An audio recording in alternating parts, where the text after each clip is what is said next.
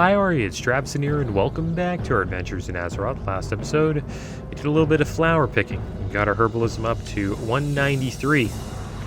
Today, our goal is to get it up to 205, and I think we will be able to do that pretty damn easily. I think we could do it within one lap. So, let's give it a try here. Like we're starting off strong. We got two gold thorns right next to each other. Hope all of you are doing great today. We're living in a crazy world. Crazy stuff's happening. I've been pretty fascinated with the economy as of late. Interest rates keep rising, and it seems like we're going into a recession, but we also have inflation at the same time, which is pretty rare. Supposedly the last time that happened was before I was even born, which is in the late 70s, early 80s. And yeah, it's crazy time period, that's for sure. We're living through something that doesn't happen very often.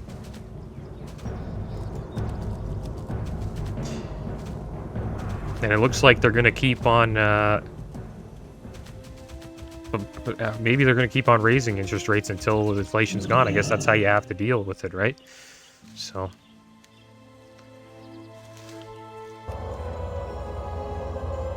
The days of the stock market always going up. Well, the last 10 years have been pretty wild with that. They're pretty much over, so. See what happens. I don't know I'm not going to say that, I think that's what's going to happen, but this isn't financial advice like all those YouTubers say. But it's, but yeah, I think it's kind of crazy. I think it's a really good opportunity for, young people that are, trying to, hopefully get some home ownership going, because it's really expensive where I live. I live in Toronto, Canada, and we live in a housing bubble. Well, I guess you could call it's not. I guess you can't call it a bubble because it hasn't popped, but prices are crazy here, man. Like a old 1940s bungalow is like over $1 million, and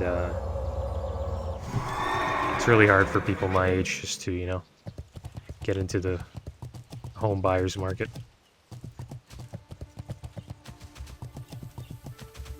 And the thing is, in Canada, if you want to purchase a home over $1 million, you need at least a 20% down payment.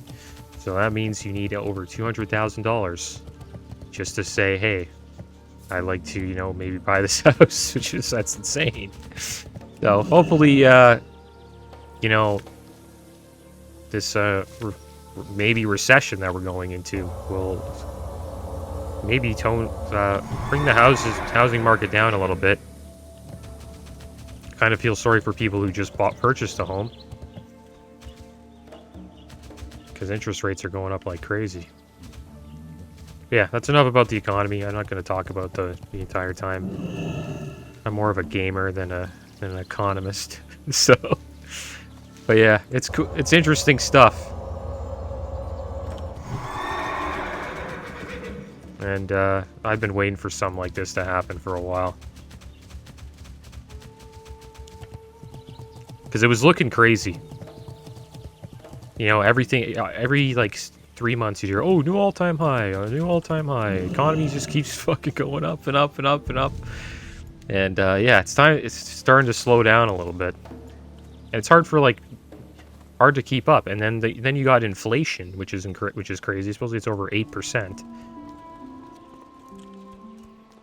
So you're getting like an 8%, cut on your income I don't know. Yeah, it's just crazy. I'm not talking about it anymore. Because it gets me, it's kind of sad at the same time.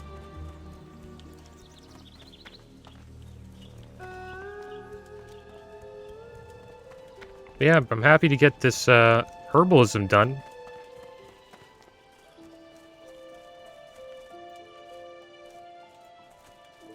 Well, we won't be finished, but we will be able to quest again. My plan is to probably go to the Searing Gorge. Thinking about going down there. Because there's a lot of quests for us to do in Searing Gorge. And we can also increase our herbalism while we're there. So the plan will probably be... we will head up to Undercity. And then we'll take a flight down to Kargath, which is in the Badlands. And then we'll ride our mount into Searing Gorge and start questing again.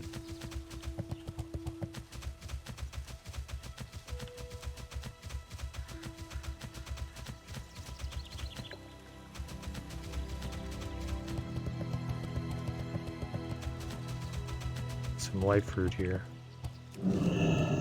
Hopefully we get a 1 level from this. This will give us 200. There we go. 5 more to go. We're just getting over halfway.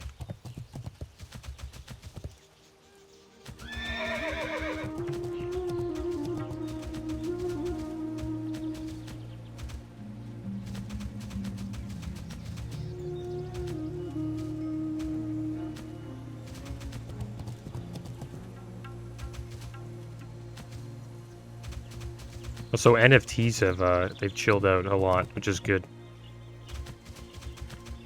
It's a sign that, you know, all the crazy money started to stop. I got into NFTs for a bit, so it was just kind of like a fun hobby, you know. You kind of just support an artist, and then you just hope he gets, you know, popular, and if he does, then hey, you can make your money back, and also have like some cool pieces of, you know, digital art. I know people are like, oh, it's just a JPEG, but that you don't really own. But you do own it within that artist's community. You know, the artist pretty much says you own it. I kind of look at it as like having like a signed photo that's like made out to you. That's kind of how I look at it.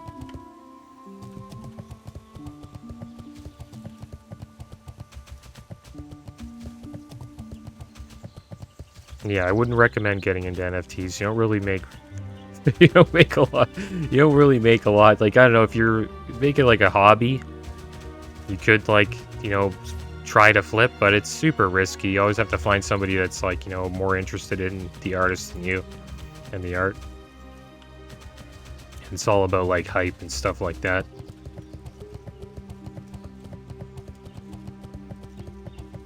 But I had fun with that for a little bit, for like 4 to 5 months in 2021, when it was like really blowing up, and like any artist could really put out a collection, and like people would just like go all over it because it's new, and then see how high it goes.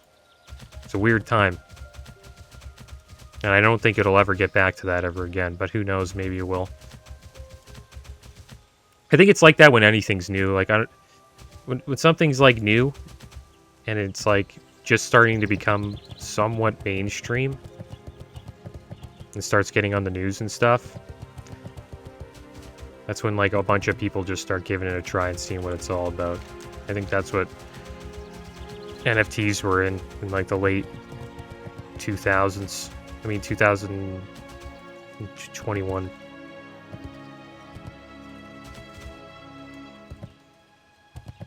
And I got pretty deep into it. I actually thought like NFT games would be a good idea. I thought they'd be kind of cool in MMOs, but as I started to think about it, I kind of retracted from that. Because I just think outside money and all that stuff just ruins MMOs especially. I think there's some genres that are good for NFTs. Like trading card games, like Hearthstone and Magic the Gathering. I think they'd be cool. Because then the players could actually, you know, own their cards like they do in real life when you play Magic. So that was one thing I just didn't like about Magic the Gathering was, or Magic the Gathering Online, was that you didn't own your cards. It's just like you just have them inside the game, and you can't really like trade when the game genre is literally called a TCG. I always thought that was weird, just a trading card game.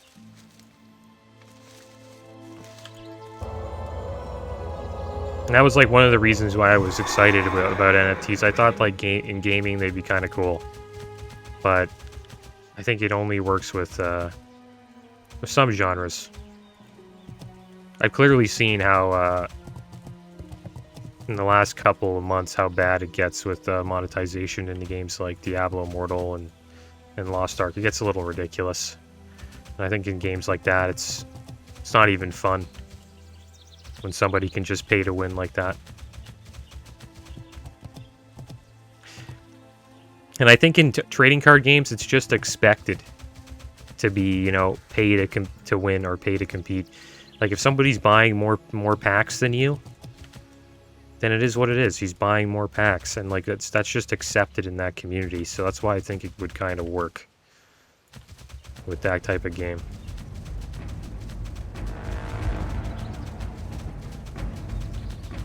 Like nobody said, like if you come in with like a really amazing deck with super rare cards and play someone with it, they're not saying to you like, "Oh man, you're pay to win." They're just like, "Wow, you really went hard," and like you could say they're pay to win, for sure, but you could just tell the person, "Yeah, they really went hard, and they clearly paid a lot to get that amazing deck." The thing is, decks don't always stay good in TCGs. So that person may be doing well for like, you know, a season, but eventually their cards will get countered and then, or the season will end and they won't be able to use some of the cards that they bought. And then the cycle continues.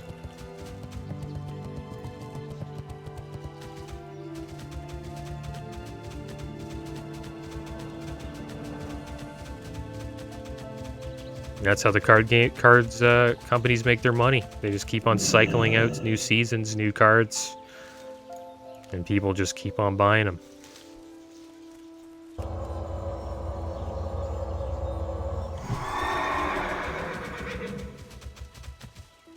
And that's like the tough thing with I don't know if any of you guys played Magic, but buying and selling, buying cards is like, you know, pretty damn easy. Obviously, it's like buying anything. But the selling of the cards really sucks. Like finding someone to like buy your cards, it's pretty tough. Unless you have like a super rare card that a lot of people want.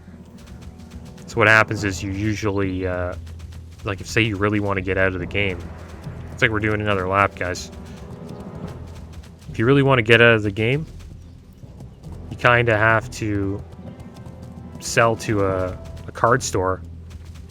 Or, you know, cross your fingers and be patient on eBay or something like that. And yeah, a lot of people just don't have the time to wait, so they end up going to a card store. And then when you go to a card store, you're getting ripped off. Like they're probably you're probably losing 20% of value talking to those guys, at least, maybe even more. And they have to do that, right? It's like going to a pawn shop. Like they got to make money too.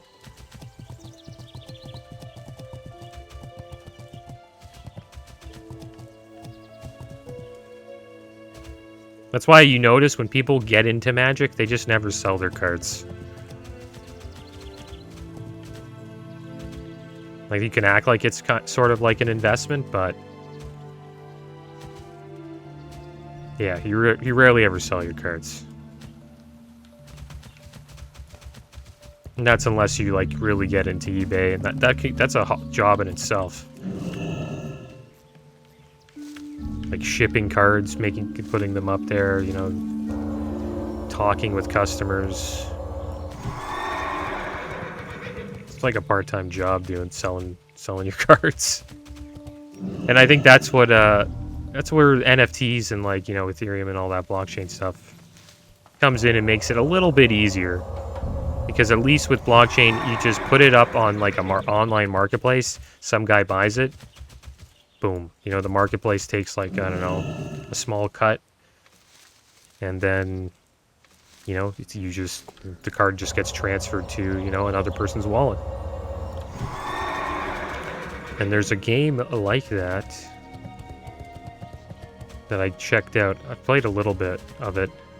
It's called Gods Unchained. It's a TCG that uses like blockchain. and I believe it's the Ethereum network.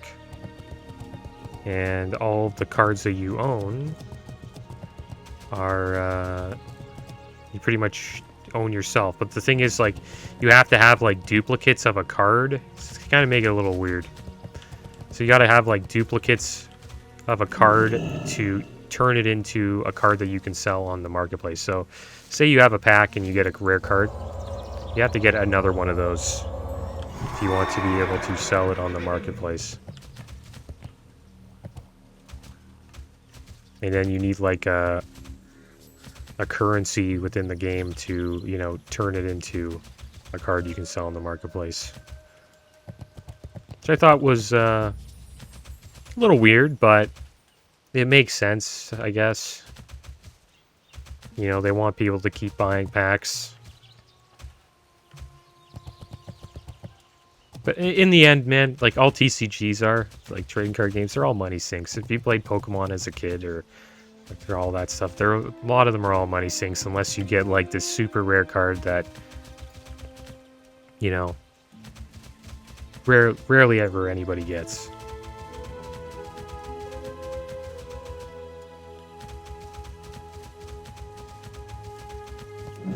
But yeah, the cool thing about Gods Unchained, it's not one, even though it's not one of the more popular, you know, TCGs like online TCGs like Hearthstone and Magic the Gathering Arena, is, you know, it's actually given, you know, blockchain a try, and I think it's probably one of my favorite. It's probably my favorite blockchain game.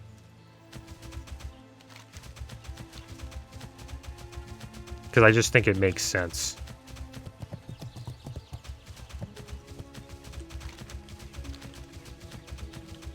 And there's another cool thing about it is there's they have like weekly tournaments and stuff. And I think you can play up to 25 games. And like based on your rank, you play people within your, you know, your ELO or your rank. And then you try to win as many games as you can, and based on the amount of games you win, you get this thing called at the end you get like packs. So the higher your rank in the game or higher your ELO, and say you win like 24 games, you'll get a bunch of packs. The lower your rating in the game, and say you win a bunch of games, you get like a lower amount of packs. So someone that's in Diamond that wins 25 games will not get as much. Will get way more packs than someone that's in like Silver, for example, and wins 25 games. Hopefully that makes sense. So the cool thing is you can play for free, and I haven't spent $1 on the game yet. I've just been playing like so I just like do the weekend tournaments. Like every tournament, every weekend you can do like a tournament to join in on the tournament and get like 25 games in. It's not bad. Yeah, obviously I'm not. This isn't a. It's not. I'm not sponsored by anybody, so it might sound like I'm shilling the game, but I'm not. It's just something I'm interested in. But yeah, it could use more people playing the game. That's for sure. But it's not a bad TCG. It's cool.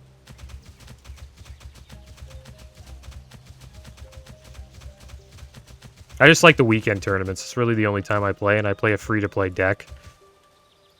Well, I've been getting cards over the, you know, the past couple months, and I do okay. I'm not like a high-rated player at all. But I'm getting free packs and, you know, growing my collection, and it's fun. And the cool thing is, if I want to, I could sell those cards for you know, for a couple pennies or a couple bucks. It's kind of fun. I don't know. I think that's the cool thing about the hobby is that, you know, if you want to get out, you can. And it doesn't require a lot of work. That was like one of my things I hated about getting into trading card games was You know, when I buy the cards, how do I say I get sick of the game? How do I unload them? How do I sell them? And like I said earlier, usually if you want to get out quick, you just bring them to a card store and take a huge hit.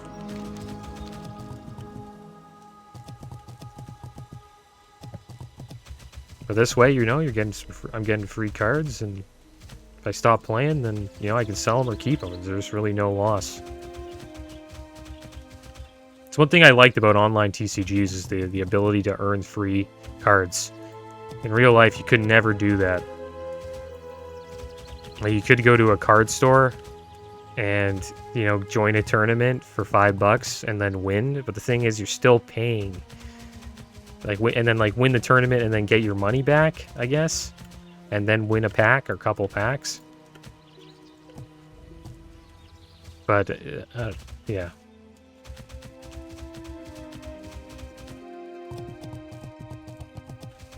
I actually like online TCGs more.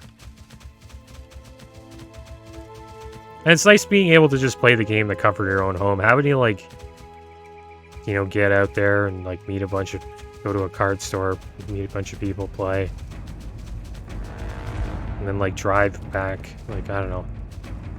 It's kind of a pain in the ass, but the experience is cool. Sometimes you meet some people that you end up becoming friends with, so I think that's what makes it better than the online version. Online, it's kind of hard to create relationships online compared to real life. Yeah, it's enough about trading card games and blockchain games and all that stuff. Could rant about that for a long time. I think I've probably done that a couple times on the channel. Yeah, here we are. We're back. We've got over 205. And we're at 210 herbalism. So what we're going to do is we're going to go over to Undercity. And I'm going to upgrade our herbalism. We're going to try to get to 300. That's going to cost us 5 gold. Which is kind of rough. It is what it is.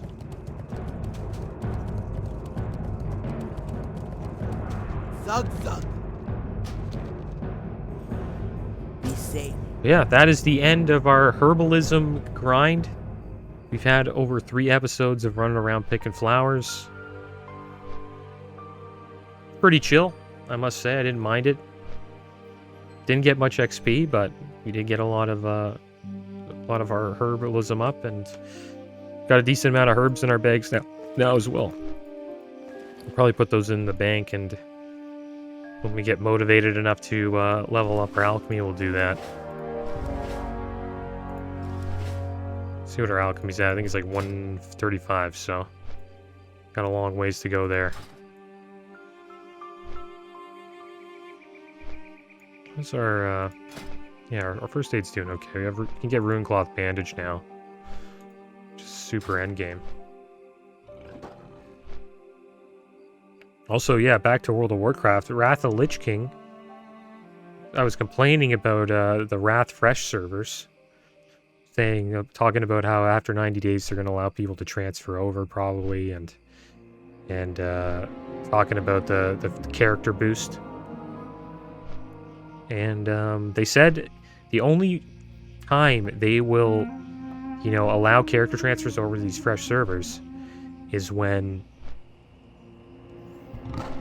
the population there's population issues.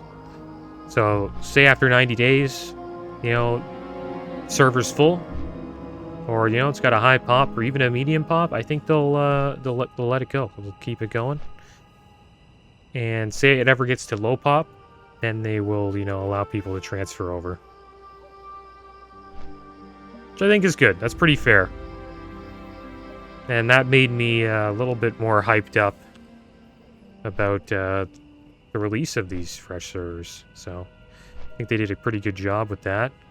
And since they did that, I think the boost, it is what it is. I think after 2 or 3 months, players are going to be able to boost. And that's somewhat fair, I guess, because players who start on that server will most likely be, you know, level 80 in like 2 to 3 months. So I guess allowing people to create a boosted level 68 character on the server is not a big deal, and I will probably use my boost if I get one on one of the fresh servers, because why not? And yeah, that server does, you know, get your hopes up. You know, you think the economy's going to be good on that server, but there will still be botting.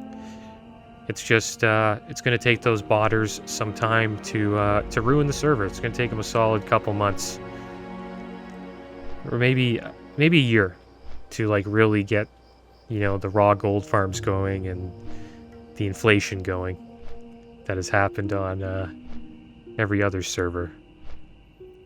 Not only are we having troubles with inflation in real life, we're having troubles with inflation in World of Warcraft, guys.